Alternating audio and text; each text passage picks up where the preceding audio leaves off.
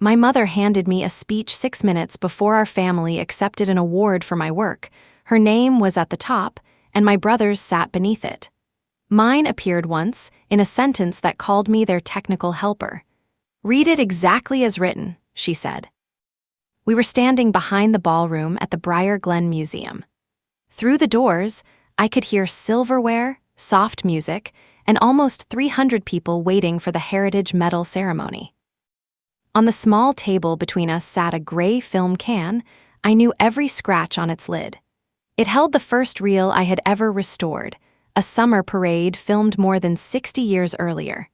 My mother tapped the speech with one red fingernail. "This is not the time to make a point, Leslie." I looked at the final paragraph again. It thanked Vivian Hart and Nolan Hart for preserving the town's memories. It thanked the museum for honoring the Hart family vision. Then it gave me one line. Our daughter helped with the equipment. I had spent 11 years building that archive. I had cleaned every reel, tracked every owner, repaired torn film, and cataloged thousands of scenes. My family had donated the whole collection in their own name. Now they needed me on stage. Without me, the museum could not prove where the films came from. Without my voice, the award would look like what it was, a prize attached to a lie. My mother lowered her voice. "You always said the films belonged to the town." I said the memories should be shared. "That is the same thing." "No, it isn't." The ballroom doors opened. A museum employee leaned into the hall and told us we had 4 minutes. Nolan adjusted his tie. He did not look nervous. He looked annoyed. "Take the win," he said. "Nobody cares who cleaned the reels." I put the speech back into my mother's hand. "Then you won't need me." For the first time that night, her face changed. For 3 months, she had called me shy and grateful. She had planned for the daughter she could edit, not the woman in front of her. What she did not know was that I had met with the museum director that morning. She did not know what was inside my canvas bag. She did not know that the gray can on the table was not the only record I had brought. My family had a speech. I had every signature. Before I tell you what happened when the doors opened, let me take you back to the room where this started. It was narrow, dusty, and hidden behind a frame shop on Cedar Street. That room taught me how easily a family can confuse giving you space with owning everything you build inside it. My name is Leslie Hart. I was 37 when the museum announced the donation. I had lived in Briar Glen, Pennsylvania, almost my entire life. Briar Glen was the kind of town that remembered storefronts longer than it remembered people. Everyone still called the coffee shop Tolly's, though Tolly had sold it years ago. The old train depot had become a wedding venue. The hardware store sold candles. The movie theater had been empty since I was in middle school.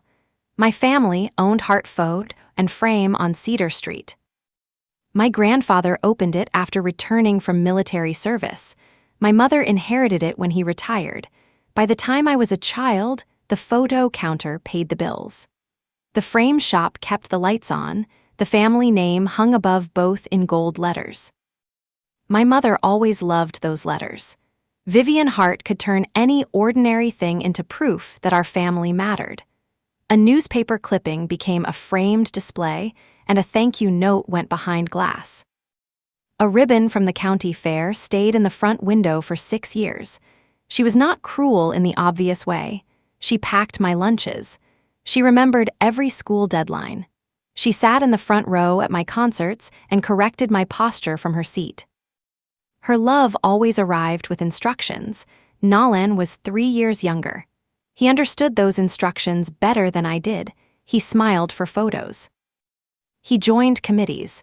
He knew when to laugh at the mayor's jokes, and by 25, he could walk into any room in Briar Glen and leave with 3 favors. I preferred the back room. That did not worry my mother at first. She thought quiet work was useful, and she just never believed it should have my name on it. The first film reel came through the shop on a rainy Thursday. I was 26 and home after finishing a graduate program in archival studies. June Bell carried the reel in a grocery bag. June was a retired school secretary with silver hair and a voice that could stop a meeting. She placed the bag on the counter and asked if anyone still knew how to use old film. My mother called for me. The reel was 8mm film. Its metal can smelled like dust and old pennies. A strip of masking tape crossed the lid. Briar Glen's Summer Parade, 1958, June's father had filmed it. She wanted to know whether anything was still visible. I took the reel into the back room. The film had curled at the edges, 2 splices had dried out, dirt covered the first several feet. It was not ruined. That mattered to me. For 3 evenings, I cleaned it by hand, I repaired the broken splices. I borrowed a small viewer from the county college and checked every foot. Then I transferred the reel frame by frame. The first image shook. A white dog ran across Cedar Street. Children chased it past a marching band. Women waved paper fans from folding chairs. The camera turned toward the old movie theater. Its marquee was lit. I had never seen it alive before. June watched the transfer on my laptop. She pressed both hands to her mouth. "That is my mother there," she said. A young woman on the screen was laughing beside a lemonade stand. June had been 9 when the film was made, and her mother had been gone for many years. I did not speak. Some moments do not need any help. June watched the clip 3 times, then she asked what I planned to charge. I told her nothing. She had given me something better than money. She had shown me what the work could do. The next week, she sent 2 neighbors. One brought a wedding reel. The other brought footage of the river before the new bridge. Soon, people were carrying film cans into the shop every Friday. My mother liked the traffic. Customers bought frames while they waited. Nalen liked the stories because stories worked well in the shop newsletter. I liked the films. That was the beginning of the Briar Glen Moving Image Project. I chose the name carefully. It was not the Hart Family Archive, and it was not the Hart Collection. The films came from dozens of families, churches, clubs, unions, schools, and small businesses. I was only their caretaker. That word mattered. It would matter even more 11 years later. At first, the project fit on one metal shelf. I bought archival boxes with my own money. I labeled every can in pencil. I kept a paper log because software can fail and handwriting is hard to misunderstand. Each owner signed one page. The form said the reel remained theirs. It gave me permission to clean it, copy it, and show an approved digital version for community programs. It did not transfer legal ownership. June signed the first form. She read every line. "People get careless when something looks old," she said. "Old does not mean truly abandoned." I wrote that sentence on a card above my desk. My mother thought the paperwork was excessive. "These people trust us," she said. "They trust me to be clear. They know the Hart name. The form names the project." She waved one hand. "Same difference." It was never the same difference to me, and I worked mornings at the county records office. I restored film at night. On Saturdays, I opened the back room for anyone who wanted to identify faces or streets. The room was not impressive. One wall leaned slightly. The radiator knocked.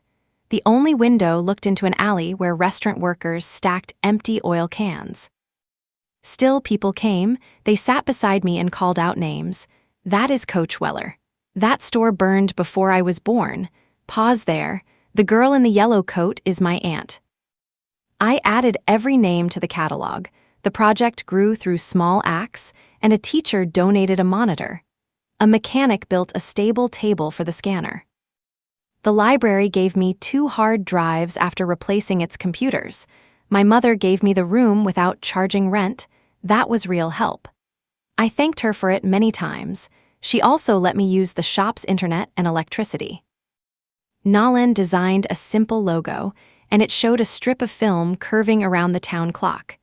That was real help too. The problem was not that my family did nothing. The problem was that they later decided their small part made all the other parts theirs. For the first 3 years, nobody cared about credit. We were too busy saving film. Old reels are patient until they are not. Heat warps them. Damp air feeds mold. Bad storage can erase a summer in a decade. I learned to recognize trouble by smell. Vinegar meant the film was breaking down. Rust meant the can had trapped moisture. A sharp chemical odor meant I needed fresh air and gloves, and I kept the explanations simple for owners. Your film is safe. Your film needs attention. Your film should not be projected again. People understood that. They also understood every one of my forms. The owner kept the original, the project kept an approved copy. Any public use needed the owner listed in the catalog. No one objected. By the 4th year, I had restored more than 200 reels. The county college loaned me better equipment. The local history club paid for a climate cabinet. I started training volunteers. We held our first public screening in the old train depot. 200 folding chairs faced a white wall, and I expected half of them to stay empty. Every seat filled. People laughed when the camera showed a grocery clerk dropping oranges in the street. They clapped when the high school band appeared. They went quiet during footage of the river flood. At the end, I put the owners' names on the screen. Not mine. The films were theirs. Then I listed the volunteers. My name appeared last as project director. My mother noticed. She found me near the refreshment table. You put June Bell before all of us. It was her reel. We gave you the room, and I thanked the shop in the program. She looked toward the screen. People were surrounding June. They wanted to hear about the parade and the woman at the lemonade stand. My mother watched them with a strange expression. It was not jealousy exactly. It was calculation. Next year, she said, we should make the family connection clearer. I thought she meant the shop logo. I was wrong. Nolan joined the Chamber of Commerce that spring. He had started handling the business side of Hart photo and frame. He was good at it. He added online ordering. He brought in local artists, and he convinced 3 hotels to send framing work to us. My mother called him the future of Cedar Street. I was proud of him. That is important to say. This story would be easier if I had always hated my brother. I did not. Nolan could be funny. He remembered which music I played when I worked late, and he brought me soup during long restoration sessions. He also believed attention was a form of currency. If a project brought attention near our family, he thought the family had earned it. He began posting short clips from the archive on the shop's social pages. At first, he asked. Then he stopped, and I would discover a clip while eating breakfast. The caption usually said, "Another memory saved by the Hart family." I corrected him privately. The owners need credit. The names are already in the comments. The project name needs to be there. The shop pays for the page. The footage does not belong to the shop. He sighed each time as if I were objecting to good manners. Still, he changed the captions. For a while. The project entered its 5th year with almost 400 reels. I reduced my hours at the records office and used small grants to cover the difference. The money was never large. It paid for supplies, insurance, and part of my time. I kept separate accounts. Every receipt went into a blue file box. That box became another point of irritation. My mother wanted the grants deposited through the shop. It will look stronger, she said. It will make the project look like a business program. It is in our building. It is not our inventory. She disliked that word. Inventory was something she understood. It could be priced, displayed, and controlled, and custody was different. Custody meant you protected something without pretending it was yours. In year 6, the county museum asked to borrow 12 clips for an exhibit about downtown life. I met Mara Chen for the first time. Mara had recently become the museum director. She was close to my age and moved with the speed of someone who had inherited too many unfinished jobs. She came to the back room carrying a notebook and a tape measure. The museum's storage rooms were full. Its budget was thin. Its board wanted visitors, donors, and certainty. Myra asked good questions. Who owned the originals? What permissions covered public display? Were the digital copies backed up? Could owners withdraw? I showed her the forms and catalog. She read them carefully. "This is unusually clean," she said. "I like clean records. So do museums." We chose 12 clips. Mara contacted every owner. Each family approved the use in writing. The exhibit was modest, but people loved it, and a silent loop played above a map of downtown. Visitors watched buildings appear, disappear, and appear again under new signs. The museum listed the project beside every screen. It listed each owner too. That was the first time I saw my work inside an institution. I did not need my name in large letters. I needed the chain of trust to remain unbroken. After the exhibit opened, Mara invited my family to a reception. My mother wore navy. Nalin wore a jacket with a pocket square. They posed beside the screen while an old streetcar rolled behind them. The local paper printed the photo. The caption called Vivian and Nalin keepers of Briar Glen's visual history. I was standing 6 feet away. My shoulder appeared at the edge. Nalin brought the clipping to the shop the next morning. "Great publicity," he said. "The caption is wrong." "It is a caption." Mara gave the reporter my information. Reporters simplify. My mother took the clipping from him. "People understand that the project is part of Hart Photo." "It isn't." Her eyes sharpened. "You work in my building." That sentence stayed with me, not because it was entirely false, because I heard the ownership claim inside it. "I work in my building. Therefore, the work is mine." I reminded her that I had offered rent after receiving the first grant. She had refused. "Family does not charge family," she said then. Now she used the free room like a receipt. I began paying the shop a monthly facilities fee. My mother was offended.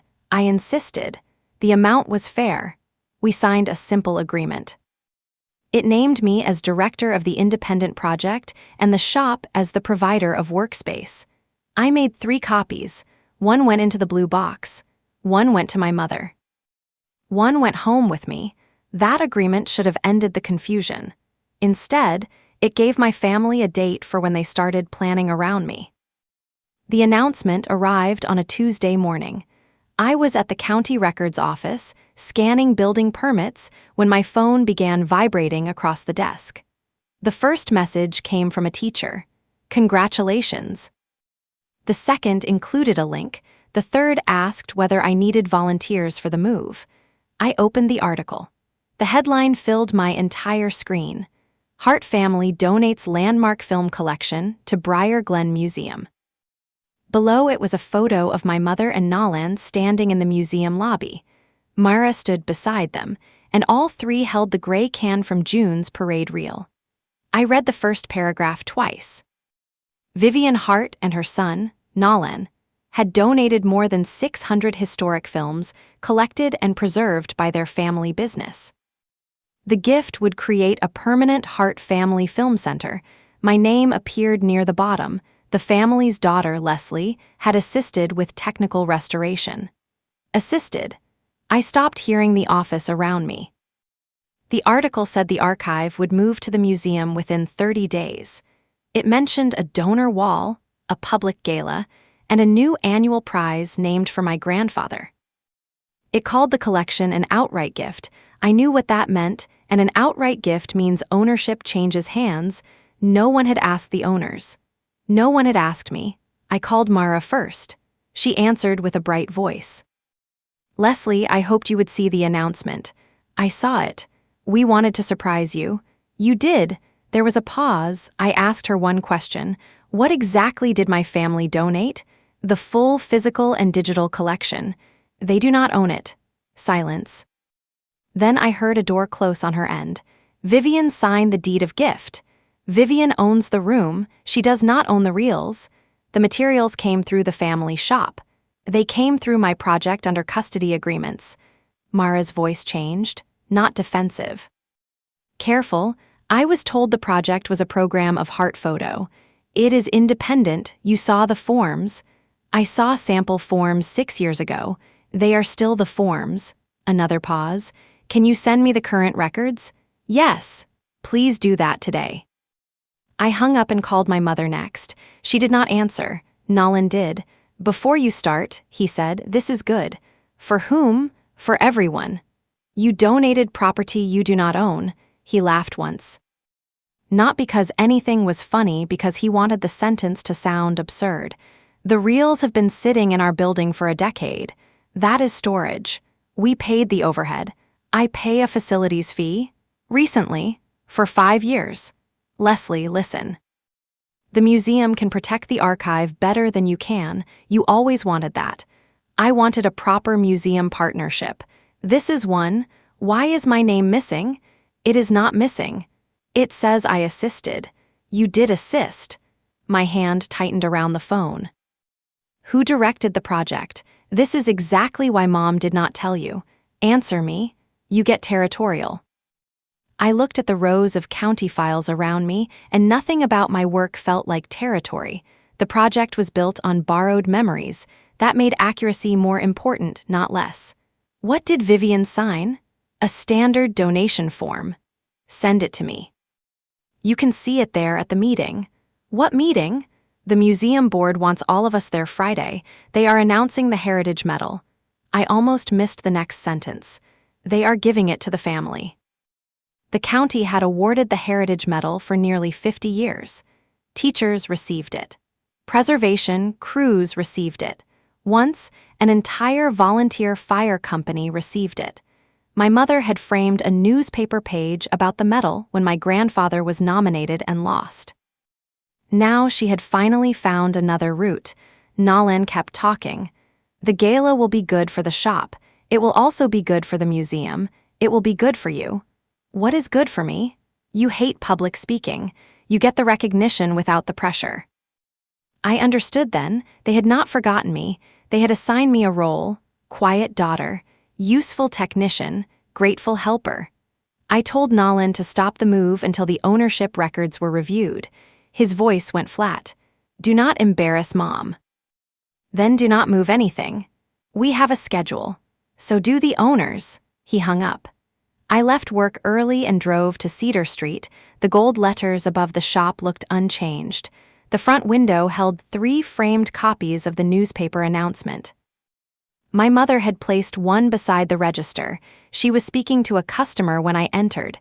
Her smile did not move. Congratulations, the customer told me. Thank you, my mother answered for me.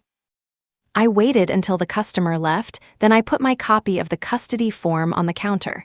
You need to call the museum right now. We have a meeting Friday. You need to call today. She adjusted the corner of the newspaper frame. I knew you would focus on the wording. You signed away other people's property. Do not be dramatic. Did you tell Mara the archive belonged to the shop? The archive would not exist without the shop. That is not what I asked. She looked at me. Her face was calm. That made the moment worse. I told her we created it as a family. We did not. I gave you the room. Nalan made a logo. He promoted it. After I built it. I supported you for years. Support is not ownership. Her mouth tightened. There it was, the sentence she hated. I asked to see the signed deed of gift. She refused. You can review it Friday with everyone else. I need the original project files now. They are safe. Where? The museum has started packing. I moved toward the back room. She stepped in front of the door. We changed the alarm code. For several seconds, I did not understand. The room was 12 feet away. My scanner was inside. So were the project computer, the paper catalog, and more than 600 reels. You locked me out. We secured the collection. From me? Until the transfer is complete. I stared at her. She had always been skilled at making control sound responsible. Open the door? No, those people trusted me. They trusted our family. No, Mom, they signed with me. She lowered her voice. Do not make a scene in the shop. That sentence returned me to childhood faster than any photograph could. Do not make a scene. Do not correct an adult. Do not name what happened while other people can hear. I stepped back from the door. Nothing leaves that room. The museum team comes tomorrow. If they take one reel, I will notify every owner. Her eyes widened.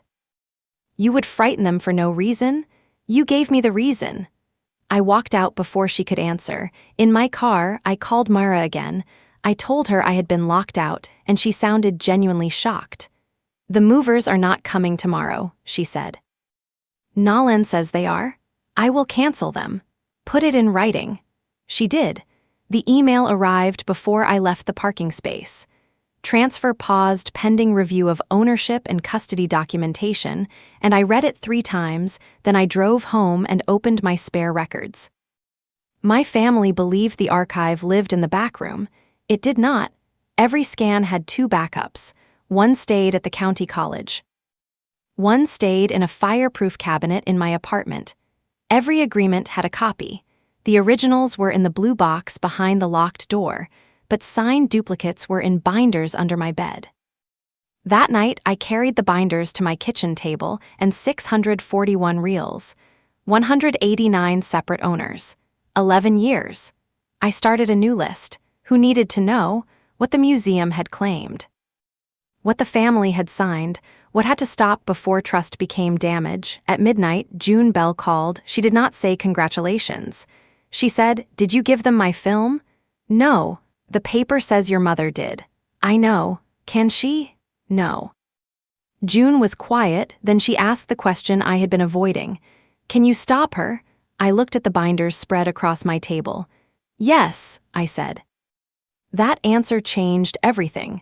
Until then, I had been reacting as a daughter. After that call, I began acting as the custodian I had promised to be. Friday's meeting took place in the museum's education room, and a long table filled the center, and the walls held faded maps and framed photographs of factory crews. Mara sat at one end with the deed of gift in front of her. My mother and Nolan sat together. I sat across from them with 3 binders. Nobody offered coffee. Mara began. "We need to clarify ownership before any transfer occurs." My mother folded her hands. "There is no confusion." Mara slowly turned the deed toward me. Vivian had signed as owner of the Hart family film collection. The document described all originals, copies, databases, labels, and related materials. It even included future editions. My family had tried to donate films that had not yet entered the room. I read the signature page. Nolan had signed as witness. "Who wrote this description?" I asked. "I did," Nolan said. "Based on what?" "The collection inventory." "My catalog?" "The family inventory." "There is no such family inventory." He leaned back. "That distinction is getting old." I opened the first binder. "This is not a distinction, it is the entire structure." I placed June's agreement beside the deed. Her form named June as owner. It named the Briar Glen Moving Image Project as custodian. It allowed restoration and limited public use. It did not mention Hart Photo anywhere. I added 10 more forms, then 10 more. Mara read them in silence. My mother only looked at the ceiling. Nolan looked at his phone. I opened the second binder. "These cover the first 4 years. The language is the same throughout." Mara asked whether any owners had made outright gifts. 32 donated physical reels to the project. Those deeds name the project, not the shop. "Who controls the project?" "I do." Nolan gave a short laugh. "According to Leslie." I slid the facilities agreement across the table, and it described the project as independent. My mother's signature sat at the bottom. Mara looked at her. "Vivian, did you read this before signing?" "It was about rent." "It also defines the relationship." "My daughter wrote it, and you signed it." My mother turned toward me. "You planned this." "I planned to pay fairly for the room." "You built a legal wall around the family." "No, I wrote down the truth while we still agreed on it." The room went still. Mara closed the deed. "The museum cannot accept this donation as written." My mother did not react at first. Nolan did. "You already announced it." "An announcement does not cure a title problem." The board approved it. The board approved a donation based on inaccurate information. My mother spoke quietly. "Are you accusing our family of lying?" Mara chose her words. "I am saying the museum was told the family business owned the collection. We housed it. That is not the same." My mother looked at me when Mara said it. I almost felt sorry for her. The phrase had followed her into another person's mouth, then Nalan changed tactics. Fine, make Leslie a co-donor. I am not a donor, I said. He spread his hands. You want credit, take credit. I want every one of the owners protected. The owners want their films preserved. That does not give us the right to transfer them.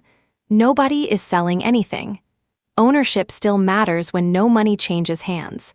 Mara nodded. It matters more sometimes.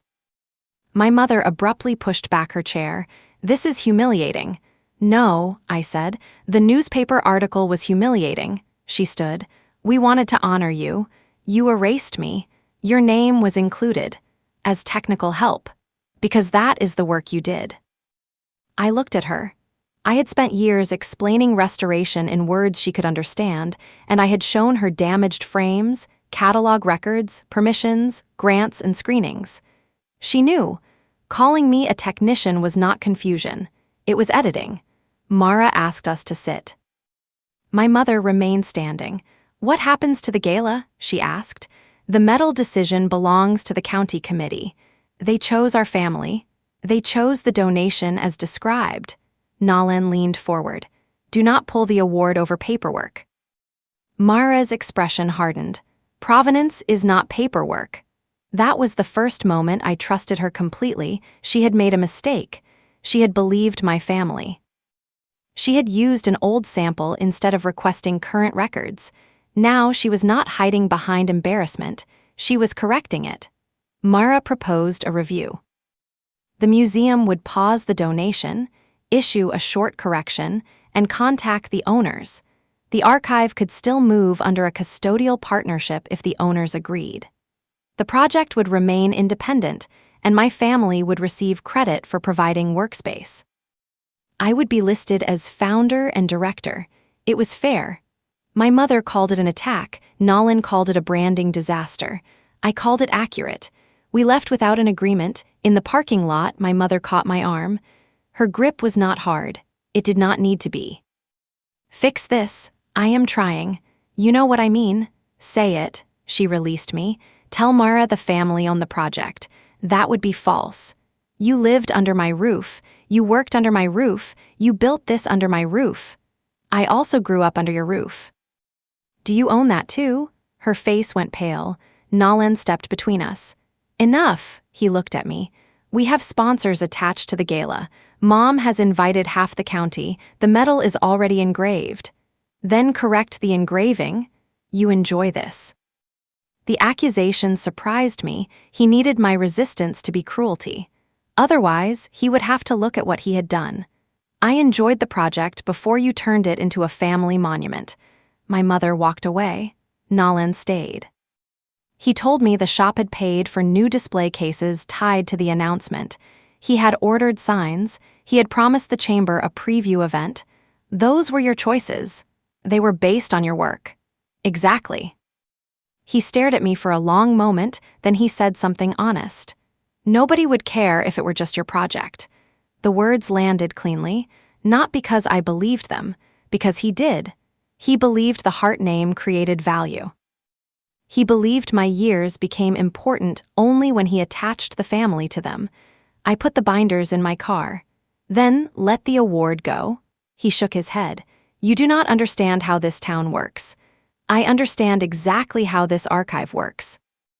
The museum published a correction that afternoon. It was 3 sentences. The transfer had been paused. Ownership and permissions were under review. The museum remained committed to preserving Briar Glen's moving images. My name did not appear. That was my choice. I did not want a public fight before the owners heard from me. I spent the weekend calling them. Some were calm, some were confused. A few were angry with me because the newspaper made it sound like I had approved everything, and I accepted that. Trust does not care who caused the confusion. It asks the person holding the promise to explain. I explained. Your reel has not moved. Your agreement remains valid, and nothing will be donated without your consent. June asked to meet in person. She arrived at my apartment carrying the gray film can.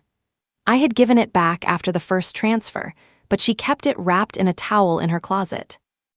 "Take this," she said. "I cannot store originals here. I am not asking you to store it." She put the can on my table. "I want you to carry it when you talk to them. June, your mother used that reel in the newspaper picture. She did not ask me." "I know." "Then make sure people know whose hand it came from." She sat across from me. For the first time, I noticed how tired she looked. Not sick. Tired in the way people look when something old has been disturbed. "My mother is in that film," she said. "Your family did not save her because your name was on a building. You saved her because you sat in that little room and did the work." I looked at the gray lid. The masking tape had darkened at the edges. "I do not want this to become revenge." "Good. I want the project safe." "Then stop trying to protect the feelings of people who made it unsafe." June had a way of making difficult things sound practical. I asked whether she would sign a statement for the museum. She agreed. By Monday, 43 owners had replied. 39 supported a museum partnership under the project name, 4 wanted their films withdrawn entirely, and I honored those requests. That hurt. One reel showed the final shift at a textile mill. Another held the only known footage of a neighborhood demolished for the highway. But custody is not a trap. If people cannot leave, they never truly chose to stay. I removed the digital access copies. I returned the files and documented every step. Then I emailed the updated list to Mara. My family heard about the withdrawals before I called them. My mother sent one sentence. "Look what you have caused," and I typed 3 replies and deleted them, and finally I wrote, "I caused the correction, you caused the breach." She did not answer. The next morning, my key to the shop stopped working. A white envelope was taped to the door. Inside was a notice ending the facility's agreement in 30 days. My mother had signed it. Nalan had added a note, "We need the room for the museum center." The museum center did not exist. The donation was paused. They were evicting the project from the place where it had grown.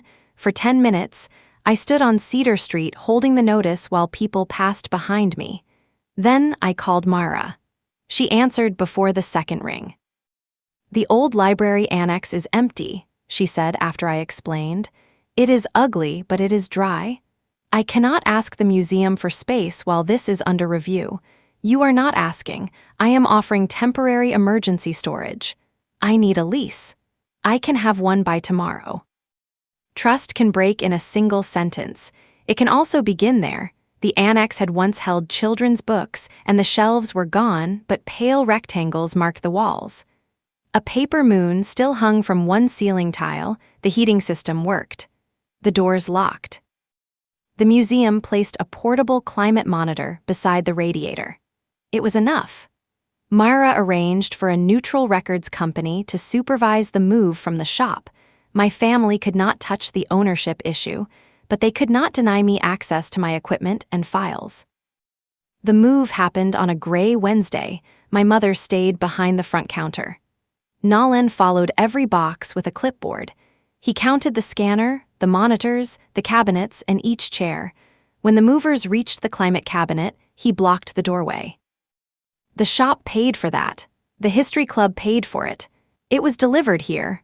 I showed him the receipt. He read it, then stepped aside. The blue file box came out near noon. My mother saw it and called my name. I carried it myself. "Those are family records," she said. "They are project accounts. They include our bills. They include the facility's payments. Leave copies. I already gave you copies." Her eyes moved to the box. For years, she had treated my records as an annoying habit. Now she understood what records do. They keep yesterday from becoming whatever the loudest person needs today, and I took the box to the annex, and the last item was my card with June's sentence. Old does not mean abandoned. The tape had dried. One corner curled away from the wall. I put the card in my pocket. At 4 that afternoon, the back room was empty. I stood there alone for a moment. Sunlight from the alley window made a bright square on the floor.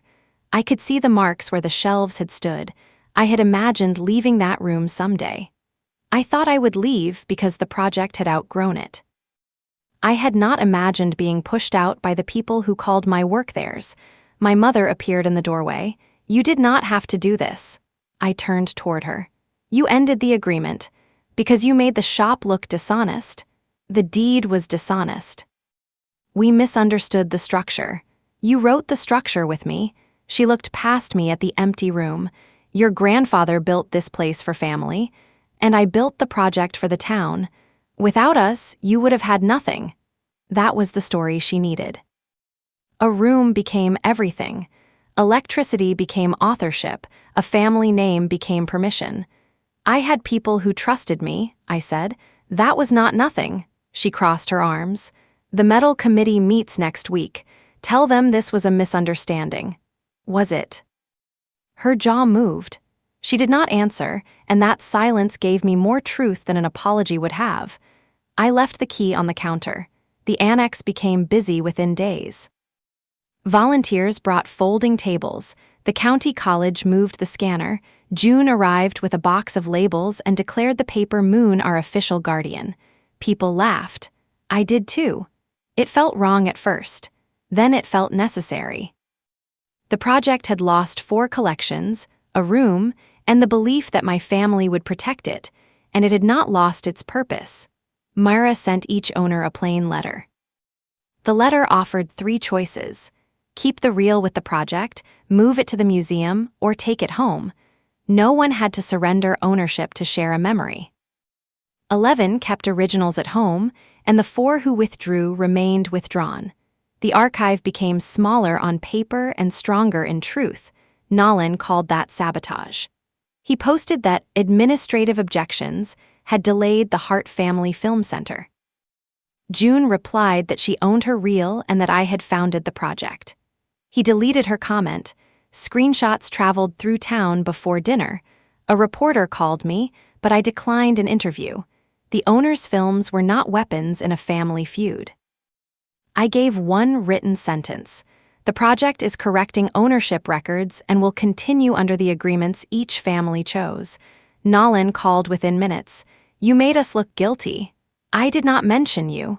Mom is falling apart." I looked at the gray can. "I am not discussing Mom's feelings with you. She gave you everything. She gave me a room." He hung up. 3 days later, he came to the annex. He carried a leather folder and 2 coffees. I did not take mine. He placed the folder on my desk. "I have a solution." The first page was a contract. It would turn the project into a division of Hart Photo and Frame. My mother would become chair. Nolan would handle publicity, and I would become director of preservation. Then I reached the ownership clause. Every reel, copy, database, grant, and future donation would become a family business asset. I would also confirm that the museum gift had been authorized. "You want me to sign the lie backward," I said. "I want a structure. It has one. It has you. Not for long." I showed him my draft for an independent nonprofit board. Owners, educators, volunteers, and preservation professionals would share oversight. No family seat was guaranteed. Mine was not permanent either. Nolan skimmed it. "You would give strangers control before family. I would give accountable people responsibility. We are accountable. To whom?" He pushed his contract toward me. "The Heritage Metal Committee is still giving the award to us. Based on what donation?" They changed the citation. Now it is for civic service. The donation had failed, so the reason for the prize had changed. Nolan removed 2 pages from his folder. The gala speech described my mother as founder and Nolan as creator of the archive system. It called me the family's technical preservation expert. At the end, I was supposed to announce the donation was back on track. "You wrote this before I signed. We are moving forward. You are trying to make my mouth sign the contract." "Why do you need all the credit?" The question made me calm. I have shared credit for 11 years, with owners, volunteers, the college, the history club, and the museum, but not with us. I credited the shop for space. I credited you for the logo. That sounds small. It was small compared with the work. He stood. "Mom waited her whole life for this. She built Hart photo. That is hers. She does not need to take this too. He closed the folder. Come to the gala. No, people are asking questions. There it was.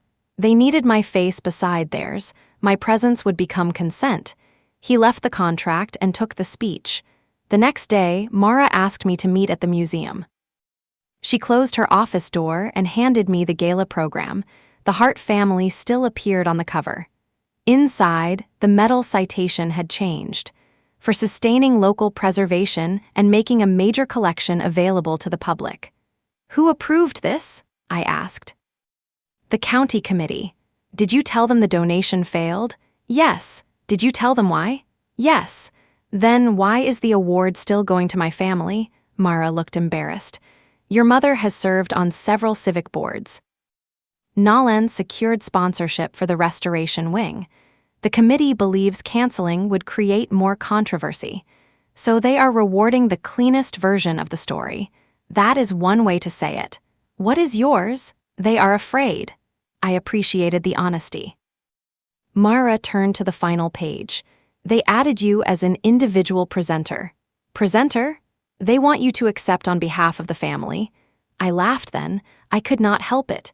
The museum had discovered that my family did not own the archive. The committee had discovered the donation did not exist. Their solution was to put the actual founder on stage and have her hand the honor back to the people who erased her. Mara waited. I told them you had not agreed. Good. They asked me to persuade you. Will you? No, she folded her hands. I will ask something else. She wanted permission to correct the museum's own record publicly, not through gossip, not through a vague notice, at the gala. The museum would replace the Hart Family Film Center with an independent project partnership. It would name me as founder and credit the shop for early workspace. It would recognize every owner and volunteer through a searchable catalog. The Heritage Medal Committee could make its own choice, but the museum would no longer support false language. Why at the gala? I asked. Because that is where the false version was supposed to become permanent. I looked through the program again. Would the owners know beforehand? Yes. Would they approve the catalog language? Yes. Would anyone be required to donate? No. Would the project remain independent? Yes. Then do it. Mara nodded. She looked relieved, but the hardest question remained. Will you be there? I thought about refusing. My absence would protect me. It would also leave the room to my family's version. I had spent 11 years preserving what cameras captured. I knew that empty frames are easy to narrate. I will come, I said. Will you accept the medal? Not for them. She did not ask what that meant. I was not sure yet, but I knew I would not read Nolan's speech, and the gala took place 3 weeks later, and rain glazed the museum steps. Inside, volunteers lit candles in glass holders and adjusted place cards beneath the donor wall. My family arrived early. My mother wore navy, the same color she had worn at the first museum reception. Nolan wore the same confident smile he used in newspaper photos. I came alone. In my canvas bag were the custody ledger, the corrected catalog agreement, and June's gray film can. The can was empty. The restored reel was safe in the annex. June had asked me to carry the container because the lid held the oldest label. Ownership did not need to be dramatic. Sometimes it was a strip of tape with one woman's handwriting. My mother found me near the ballroom doors. She looked at the bag. What did you bring? Records. Her face tightened. This is a celebration. It can be. Nolan joined us. He had revised the speech. My name now appeared 3 times. The first sentence called me the family's gifted archivist. The second said I had been inspired by my mother's commitment to history. The third thanked me for helping fulfill the Hart vision. The lie had become more generous. It was still a lie. Read it exactly as written, my mother said. That brought us back to the hallway where this story began. The gray can sat on a small table. Music moved through the doors, and a museum employee told us we had 4 minutes. I returned the pages. Then you won't need me. My mother stared at me. You agreed to come. I agreed to attend. Mara said you would present. I will speak. Nolan stepped closer. About what? The project. His jaw tightened. We discussed this. You gave me a contract. I refused it. Do not do this in public. My mother said it softly, the old command. The same cage, for years, public peace had meant private surrender, and she could say anything behind a door, then call my response a scene when the door opened. I picked up the film can. The public story is the problem. The employee returned. It was time. My mother took my wrist. Again, her grip was light. Again, it did not need to be hard. Leslie, if you embarrass this family, there is no coming back. I looked at her hand until she let go. You locked me out of my work. You signed away other people's films. You removed my name. What exactly would I be coming back to? She had no answer. The ballroom doors opened. We walked in together because the program still placed us in one row. That was the final image my mother controlled. After that, the record changed. The county chair spoke first. He praised civic service. He praised preservation. He described the Hart family as a bridge between past and future. He did not mention the failed donation. People applauded. My mother smiled. Nolan lowered his chin with practiced humility. Then Mara approached the podium.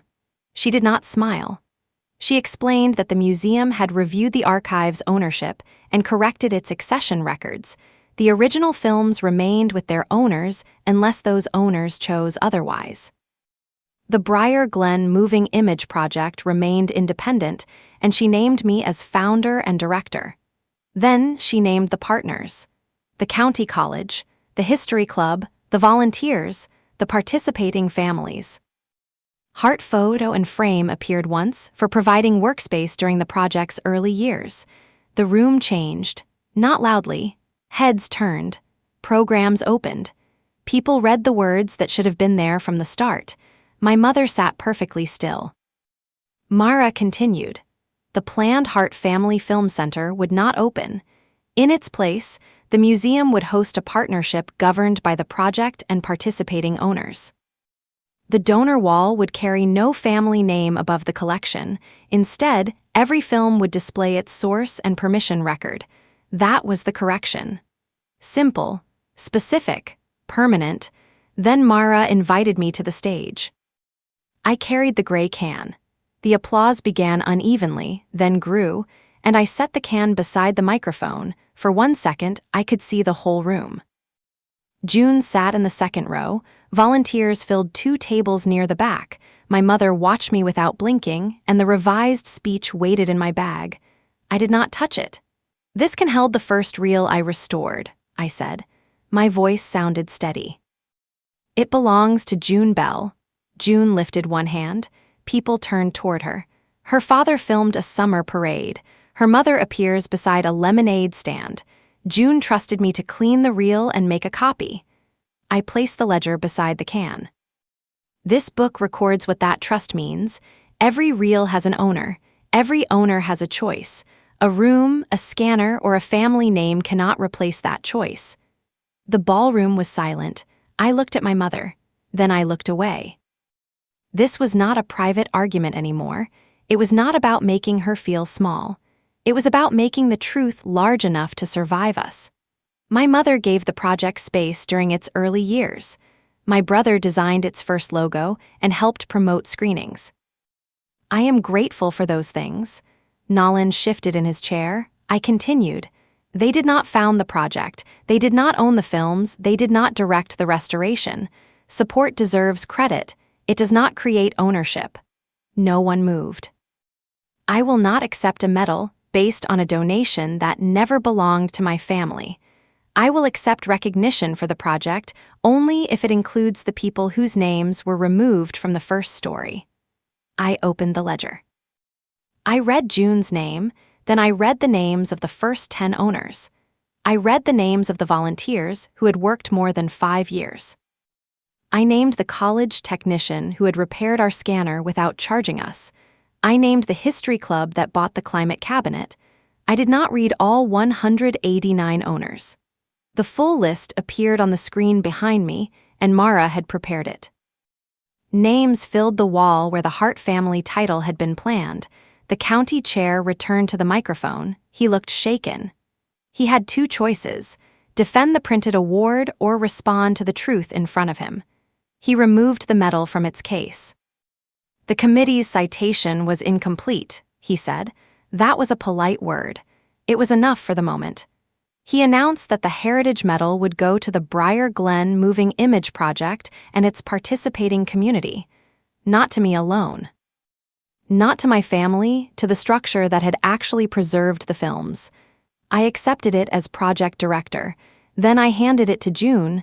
She stared at me. "This is heavy," she whispered. The microphone caught her. People laughed. The tension broke. June held the medal while the screen played the restored parade. A white dog ran across Cedar Street. Children chased it. The old theater marquee glowed. Then the camera found June's mother beside the lemonade stand. She turned toward the lens and laughed. 300 people watched a woman return for 6 silent seconds. That was the award. That was the reason for every form, label, repair, and difficult no, and I stepped away from the microphone. My mother rose before the film ended. Nolan followed her. They walked out through the side doors. I did not stop them. The gala continued. Owners told stories. Volunteers argued about dates. Myra introduced the new searchable catalog. No one asked me to explain my family's departure. For once, their feelings were not the center of the room. Outside, the rain stopped. I found Nolan near the museum steps. My mother was already in the car. He looked older than he had inside. "You planned that?"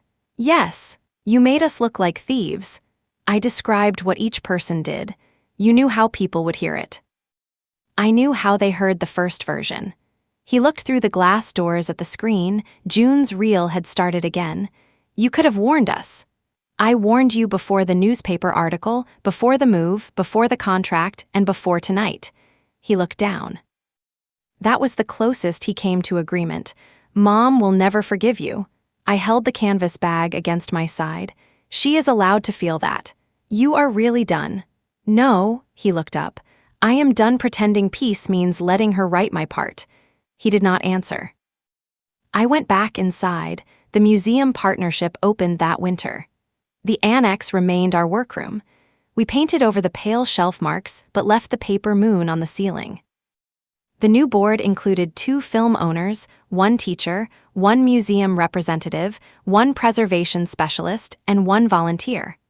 I served as director. I did not control the board. That was the point, and the searchable catalog listed every contribution precisely. Hart Photo and Frame received credit for early workspace and utilities. Nolan received credit for the first logo. My mother received no founder title. Neither did I on the donor wall. My role appeared in the project history where it belonged. Founder and director, the 4 withdrawn collections stayed withdrawn.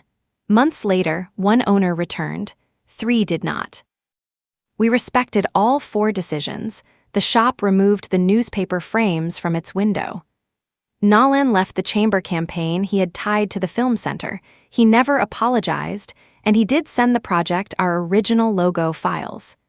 The email contained no message. I wrote back, "Received, thank you." That was all. My mother remained silent for 7 months, then she came to a public screening. She sat in the last row and left before the lights came up. A week later, an envelope arrived at the annex. Inside was the card I had taped above my desk years earlier. "Old does not mean abandoned." My mother had found it after we moved. On the back, she had written 1 sentence. "I did not understand what I was taking from you, and it was not an apology." It was closer than anything she had said. I placed the card in the blue file box. I did not call her. Understanding can begin repair, but it does not erase the record. June's gray film can sit on a shelf in the annex during screenings, and the reel itself stays in proper storage. People often ask why we display an empty can. I tell them it is not empty. It holds the label. It holds the source. It holds the name of the person who trusted us. That is what my family failed to understand. History is not valuable because your name is attached to it. Your name becomes valuable when people can trust what you attach it to. If someone supports your work, thank them, and if they help, credit them. But do not let gratitude become a deed they can sign over your life. A room is not authorship.